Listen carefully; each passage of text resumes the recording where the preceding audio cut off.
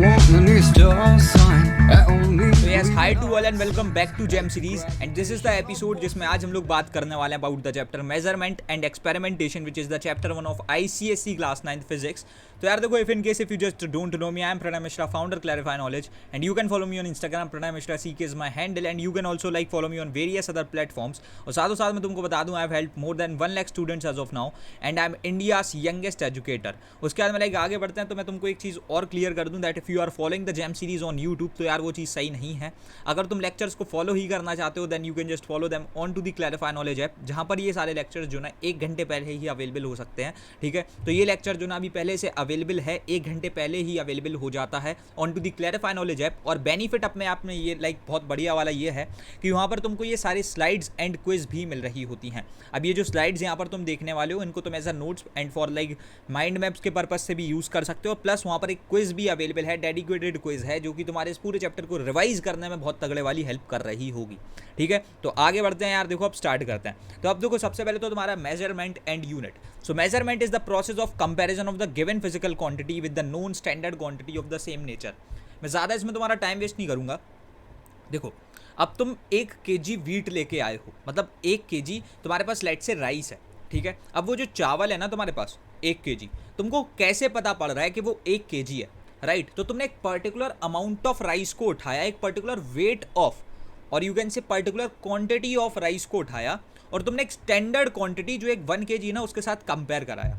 अगर इक्वल आ गया तो तुमने बोल दिया कि ये जो एक पर्टिकुलर लाइक क्वांटिटी है ना मेरे पास, ये एक स्टैंडर्ड 1 kg क्वांटिटी के बराबर है.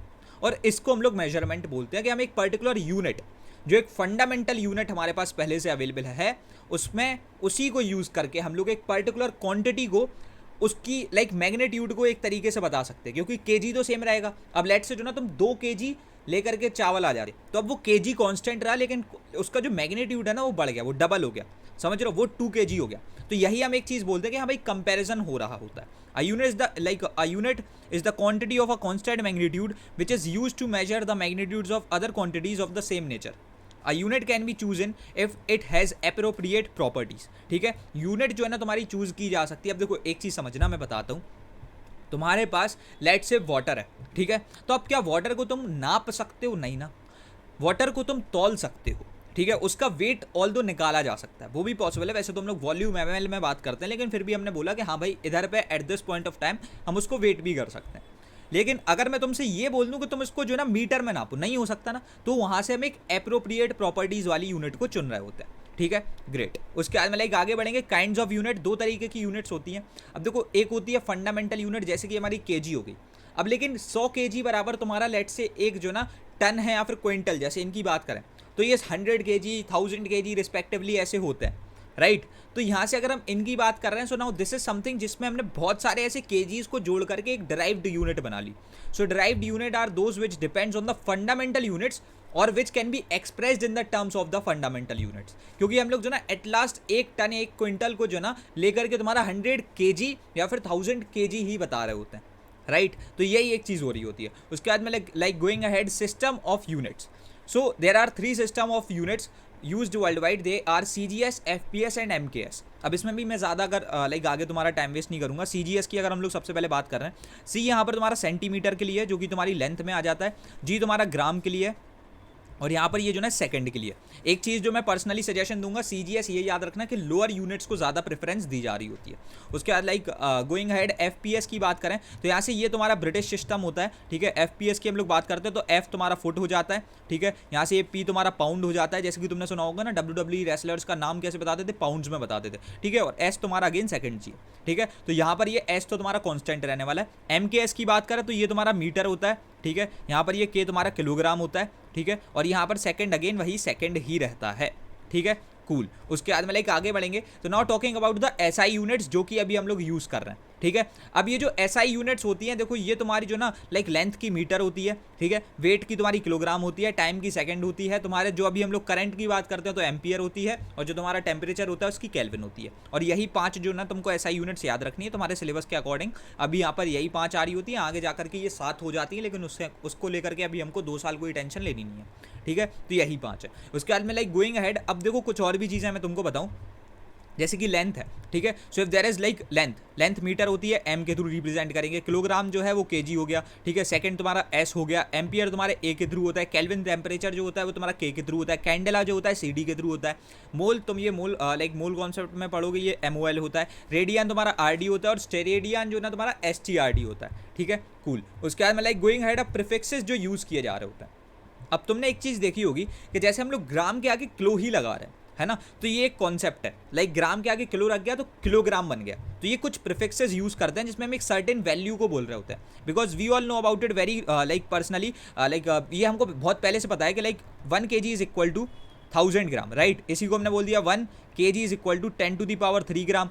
अब एक चीज़ हम बोल सकते हैं कि जी और जी तो कांस्टेंट है, तो हमने एक चीज़ बोल देनी है कि भाई 1k, ये जो k है ये 10⁻³ है, तो ये एक प्रीफिक्स है, समझ रहे हो, ये क्या है, एक प्रीफिक्स है। तो ये एक चीज़ याद रखना कि ऐसे बहुत सारे मल्टीपल प्रीफिक्स हैं। So now you can just take the screenshot of it because it is very important. तो मैंने ये चीज़ यहाँ पर डाल दी थी, लेकिन कॉन्सेप्ट उसके बिहाइंड यही था, ठीक है। उसके बाद like going ahead least count of a measuring instrument. अब जैसे कि तुमको पता है यार, this is the gem series जहाँ पर हम लोग रिविजन को ज़्यादा फोकस करते हैं और एक बेस बनाने में ज़्यादा फोकस करते हैं। अब अगर हम लोग लीस्ट काउंट की बात करें, so now this is the actual least count which can be taken by any instrument.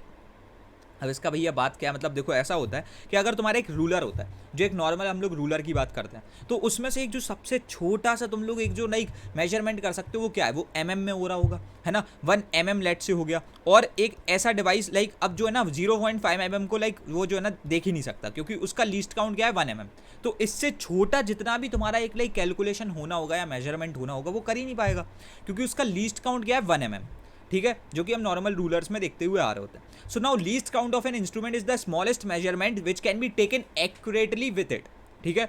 The least count of an instrument is the value of the smallest division on it scale.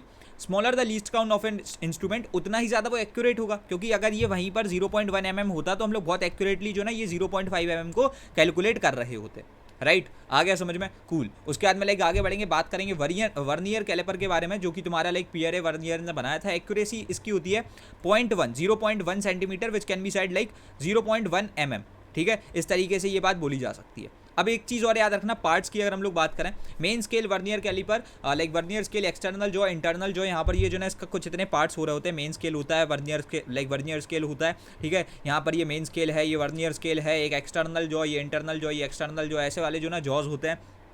Pitch की बात करें, smallest value of the length और any other unit which can be read directly from a main scale accurately, ठीक है। और least count इसका तुमको जैसे कि मैंने बता ही दिया है कि 0.1 mm हो रहा होता है। अब वर्नियर का फॉर्मूला क्या चलता है कि देखो यार, इसमें जो ना लेंथ कैसे निकाली जाती है, pitch into main scale division plus least count जो भी जा रहा है इंटू वर्नियर स्केल डिवीजन, ठीक है। और इसमें अब देखो एक और नया कॉन्सेप्ट है, जीरो एरर। देखो error when zeros of MS and VS do not coincide, यहाँ से देखो दो तरीके की जीरो एरर्स आती है। अब एक चीज़ याद रखना, देखो एक कोई भी एरर है, कोई भी एरर हो सकती है, हल्का सा स्केल जो ना आगे जा सकता है, पीछे जा सकता है। मैं अभी तुमको जो है एकदम थ्योरेटिकली उस कॉन्सेप्ट को समझाने की कोशिश नहीं कर रहा हूँ, मैं तुमको एक नॉर्मल सी एक्चुअल चीज़ प्रैक्टिकली सोचो।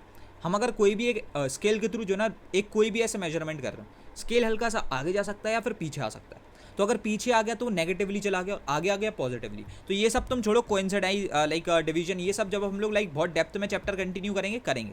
अभी तुम उसको एज अ नोट्स यूज़ कर सकते हो if you are just watching this video, ठीक है। उस चैप्टर को अटेंड करने के बाद फिर तो तुम बहुत क्लियर हो, लेकिन अगर तुम इसको पहले देख रहे हो तो भी कोई दिक्कत नहीं है, अब तुम एक बेस खड़ा कर चुके हो, ठीक है। उसके बाद में इनको तुम बाद में आकर के एज अ नोट्स यूज़ कर सकते हो। माइक्रोमीटर स्क्रू गॉज, अब देखो ये माइक्रोमीटर स्क्रू गॉज जो होता है ना, ये और भी ज़्यादा एक्यूरेट है। It works on the principle of a screw, इसकी एक्यूरेसी जो ना और भी ज़्यादा एक्यूरेट हो चुकी है, मतलब और उससे भी ज़्यादा 100% एफिशिएंट है ये, ठीक है। अब पार्ट्स की बात करें, U frame nut, screw thimble और उसके साथ में सर्कुलर सिलेंडर स्लीव, ठीक है, सिलेंडर बेस और like base line, circular scale और थिम्बल स्केल रैचेट, ठीक है। ऐसे पर्टिकुलर पार्ट्स इसके जो ना हो रहे होते हैं, ठीक है। और ये इसका एक फिगर है प्रॉपर, जो कि तुम यहाँ से देख सकते हो। उसके बाद लाइक गोइंग अहेड, यहाँ से जो ना इस पूरे चैप्टर को कंप्लीट कर लिया। आई होप सो तुम्हारा प्रॉपर इसमें एक रिवीजन हो गया हो, because the sole purpose of gem series is just to revise the concepts, ठीक है। और यहाँ से हम लोग लेक्चर बहुत जल्दी कंटिन्यू करने वाले हैं। सो आई डू थिंक सो अब तुम बहुत बढ़िया तरीके से प्रिपेयर्ड हो। एंड अगेन टेलिंग, स्लाइड्स को तुम एज अ नोट्स यूज़ कर सकते हो, जो कि बहुत ज़्यादा हेल्प करेगा, मैं कह सकता हूँ फॉर श्योर बहुत ज़्यादा हेल्प करेगा, ठीक है। और ये लेक्चर स्लाइड्स और क्विज को तुम क्लैरिफाई नॉलेज ऐप पर लाइक चेकआउट कर सकते हो। Link is right there in the description box.